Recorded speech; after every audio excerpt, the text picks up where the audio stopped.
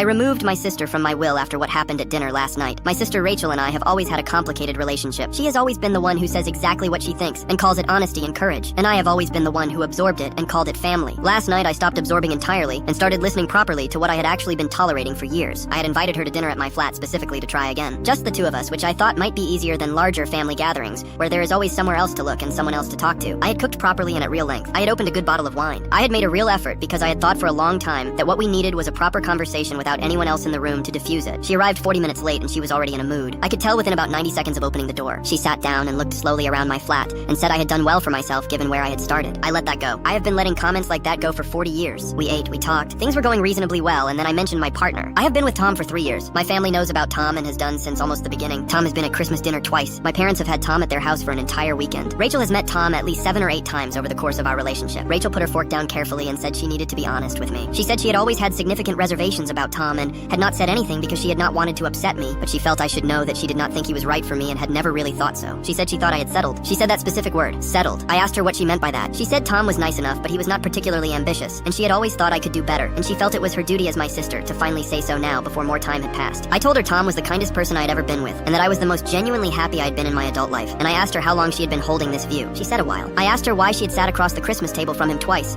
and been in a room with him 7 or 8 times and smiled at him and never said a thing. She said she had not wanted to cause trouble at the time. I told her that what she had just done was cause significantly more trouble than anything she had been carefully avoiding. I told her that sitting across the table from the man I love at Christmas and choosing to say nothing while privately believing I had settled was not kindness, it was dishonesty, and then bringing it to my dinner table 3 years in when there was nothing useful I was going to do with the information was not honesty either. Not really. It was just damage delivered at a delay. She said I was overreacting. I told her I was not. I told her that her opinion of Tom was entirely hers to hold, but it had no business at my dinner table, and the version of concern she was calling honesty was actually just her deciding her view of my life mattered more than my own experience of it. She left. She did not apologize. I called my solicitor first thing this morning and made the change. I had named Rachel as a beneficiary several years ago when I had believed our relationship was in a better place than it turned out to be. I have removed her from it. This is not an act of rage. It is an act of clarity about what I will and will not carry going forward. Tom doesn't know any of this yet. He will think me removing Rachel from my will is too much of a response. He is like that. That is one of the many reasons I love him. Subscribe for more stories.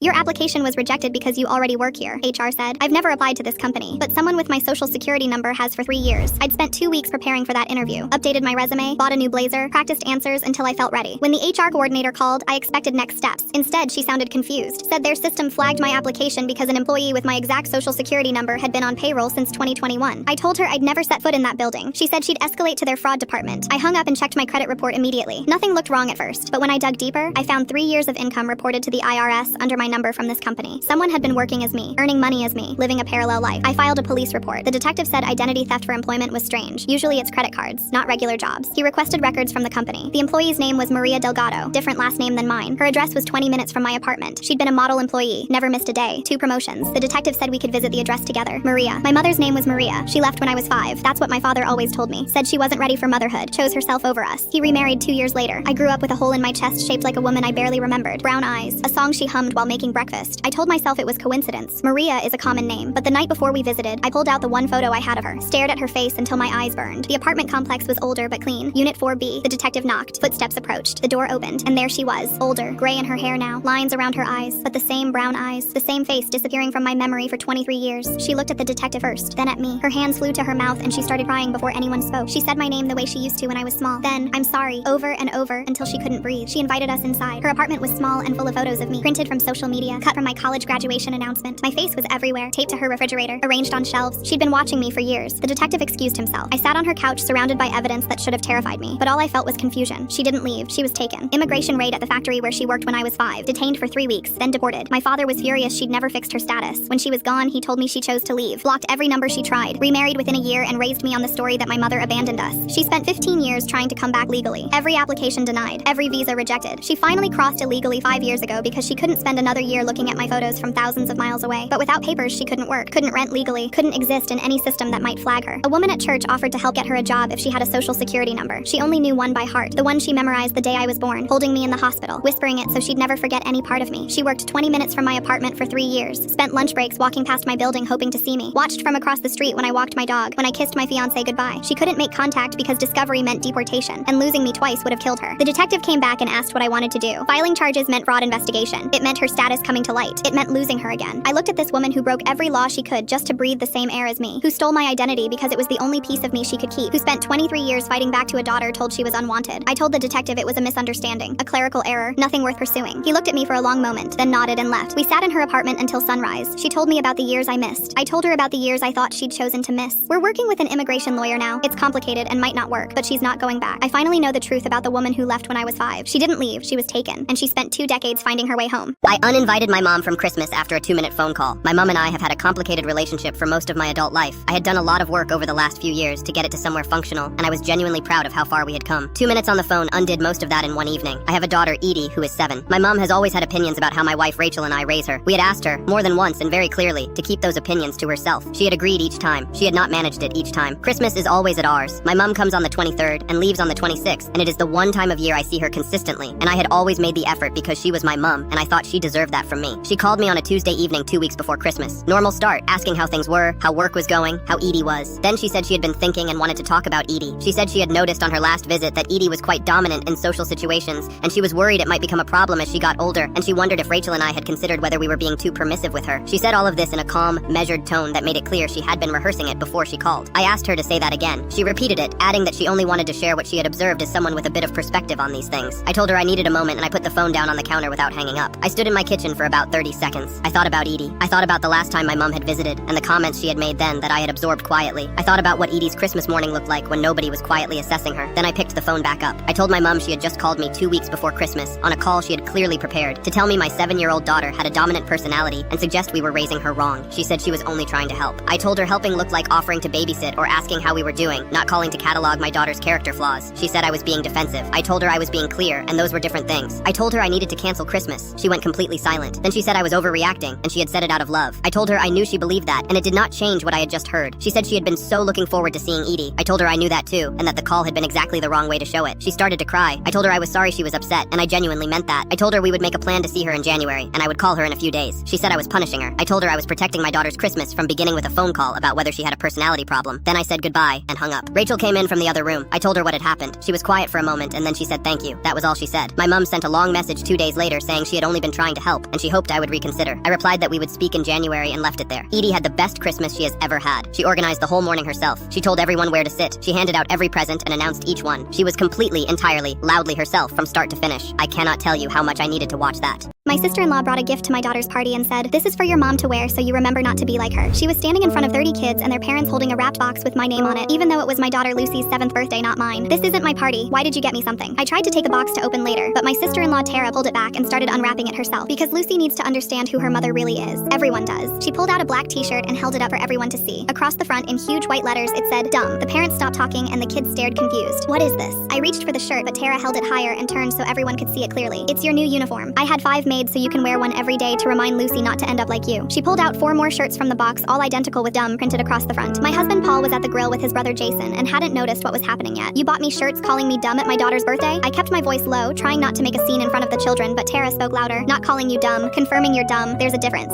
See, Lucy's been saying she wants to be just like mommy when she grows up, and that's terrifying because you barely graduated high school and work at a grocery store. She needs better role models." She walked over to where Lucy was sitting with her friends. "Lucy, sweetie, your aunt got these shirts to help you remember that education matters. Your mom didn't go to college like me, and look where she ended up scanning groceries while I'm a regional manager at a tech company." Lucy looked confused and hurt. "My mom's not dumb, Aunt Tara." Tara patted her head condescendingly. "Of course she's not, sweetie. She's just academically challenged. That's why the shirt says dumb, which stands for didn't understand more books." She turned to the other parents. "I made that up. Clever, right? Better than her just being regular dumb." Paul finally noticed the commotion and came over. "What's going on?" Tara showed him the shirts. "I got your wife her birthday present early, though technically it's for Lucy's future. If she sees her mom wearing these, maybe she'll study harder to avoid the same fate." Paul grabbed the shirts from her. "Are you insane? Why would you make these?" His brother Jason walked up with his beer. "Actually, I helped design them. Tara said it would be motivational. You know, like those workout shirts that say beast mode, but instead of pretending Nicole's strong, we're acknowledging she's not smart." He high-fived Tara. The font choice was mine, big and bold so no one misses it. Lucy started crying and her friends' parents were gathering their kids to leave. One mother stopped next to me. "This is inappropriate. We're going." But Tara blocked her path. "Wait, you should hear the best part. Each shirt has something different on the back." She turned the shirt around. On the back it said, "Ask me about my GED." "She doesn't even have a GED, she has a regular diploma," I said, but Tara rolled her eyes. "Same difference. Public school diploma from that trash district might as well be a GED." The other shirts say, "College wasn't for me," and I peeked at 17, and my personal favorite, my kid's smarter than me already. She held up the last one proudly. This one's true. Lucy tested into gifted classes, which Nicole never could have done. Must be Paul's genes, thank God. More parents were leaving and Lucy was sobbing now. I tried to comfort her, but Tara pulled her away. Don't cry, sweetie. This is for your own good. You need to see what happens when people don't value education. Your mom makes $11 an hour. 11. I make that in 3 minutes. If she'd gone to college like I told Paul to make her do, she wouldn't need these shirts. Paul's mother arrived late and saw the chaos. What happened? Tara rushed over to her. Mom, I was just giving Nicole her birthday gift. Educational shirts to wear around Lucy. She showed her mother-in-law the shirts. Remember how you said you were worried Lucy would inherit Nicole's lack of ambition? This fixes that. Paul's mother took the shirt and examined it. This is cruel, Tara. But Tara snatched it back. Cruel is letting Lucy think working retail is acceptable. Nicole's been at that store for 9 years. 9 years of scanning items and saying have a nice day. No promotions, no advancement, just existing. She turned to the remaining parents. I'm trying to save my niece from that fate. Is that so wrong? Jason jumped in. She's got a point. Kids need to see consequences. Nicole's the consequence of not trying hard in school. He grabbed one of the shirts. These should be in every household where parents didn't go to college. Keep kids motivated. I finally found my voice. Full story on channel. Link below.